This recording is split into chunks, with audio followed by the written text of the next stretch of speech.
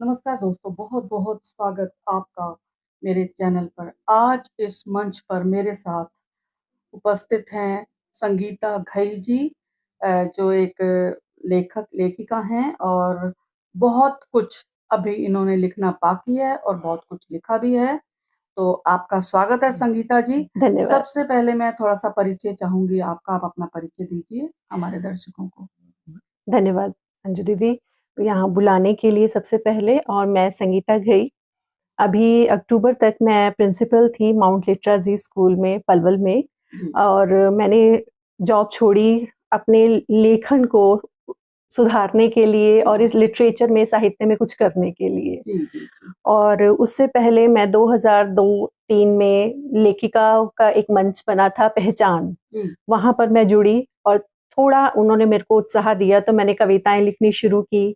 कुछ कविताएं किताबों में भी छपी, लेकिन जी, वही कहते हैं घर गृहस्थी के काम में कहीं ना कहीं इंसान फंस जाता है, तो वो कुछ अपने शौक जो है वो पीछे रह जाते हैं। जी, लेकिन जब बच्चे बड़े होते हैं तब लगता है कि चलिए अब समय आ गया अपने शौक को पूरा करने का। जी, तो इसीलिए अब प्रोफेशनल जॉब से रिटायरमेंट लेकर अब अपने लेखन पे शुरू किया है। एक नॉवल लिख रही हूँ।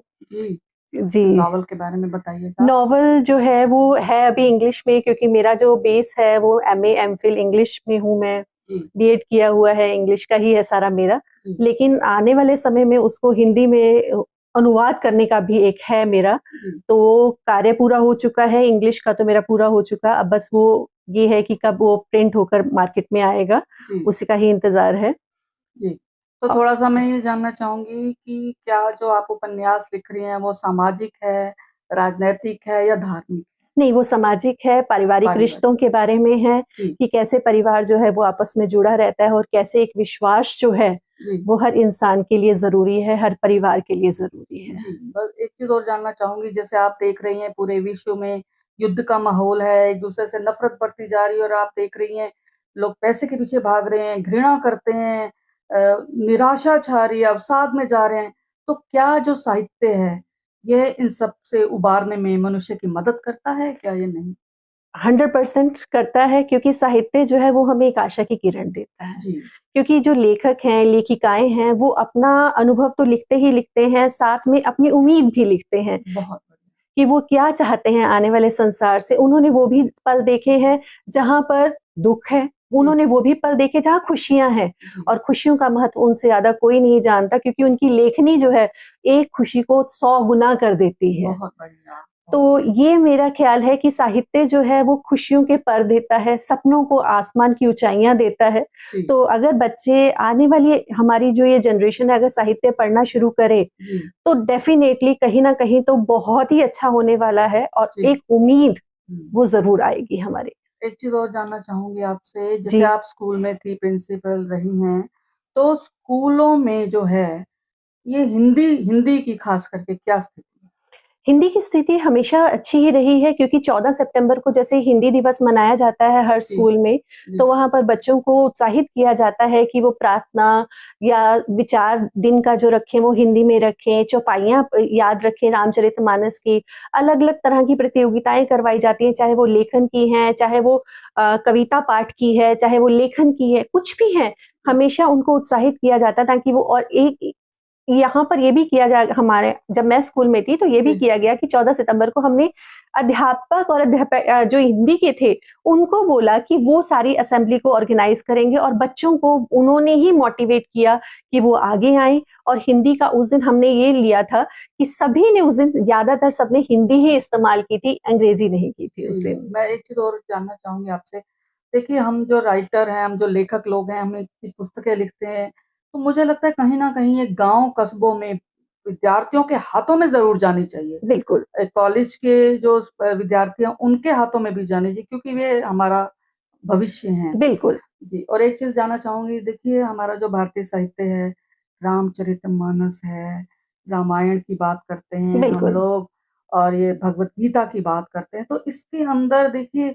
मानवीयता के सारे गुण हैं। बिल्कुल, तो मुझे लगता है कि ये जो साहित्य है हम लोगों के लिए बहुत अनिवार्य कर देना चाहिए हर हर कक्षा के स्तर तक, बिल्कुल, हिंदी साहित्य। बिल्कुल। क्योंकि इसके अंदर जीवन बहता है, इसके अंदर सद्गुण बहते हैं। कोई शक नहीं। देखिए, हुँ, अभी आपने जैसे उत्तर प्रदेश के अभी सुना होगा जी। कि वैज्ञानिकों ने इस चीज को प्रूव किया है कि जब एक मदर जो है कंसीव करती है और वो जी। ओम शब्द को बोलती है या ओम शब्द को सुनती है, जी। उसका सारा अच्छा इफेक्ट जो है उसका बेबी पे आता है। जी। और उन्होंने इनफैक्ट इस पे रिसर्च भी शुरू कर दी है कि जब बेबी वॉर्म में होता है तो वो अच्छे अच्छे रामचरितमानस की चौपाइयां अगर वो पढ़ती है या फिर वो गीता के सार पढ़ती है तो वो कहीं ना कहीं बच्चे के अंदर पॉजिटिविटी डेवलप होती है।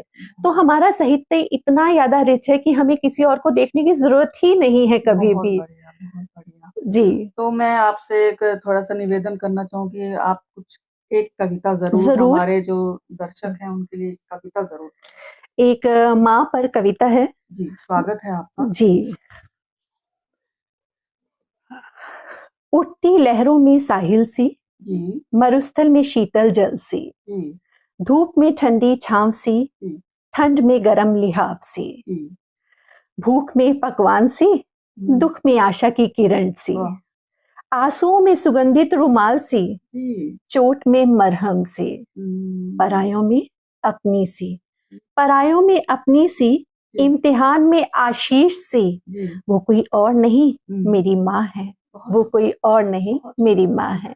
सच में माँ की महिमा तो अनंत है। जी तो मुझे लगता है कि अब मैं आपसे थोड़ा-सा बात करना चाहूँगी, जी इतना-सा बात करना चाहूँगी, जो जी आपका उपन्यास अंग्रेज़ी में आ रहा है, उसमें माँ क्या आपने माँ के बारे में भी कुछ लिखा है? जी बस ये बिल्कुल। ज़रा बताइएगा। जब आपके हाथ में वो उपन्यास आएगा आपको समझ आएगा कि माँ की महत्ता कितनी है। माँ के बिना इस जिंदगी की कल्पना ही नहीं है, क्योंकि माँ ही जीवन लेकर आती है, माँ ही उम्मीद लाती है।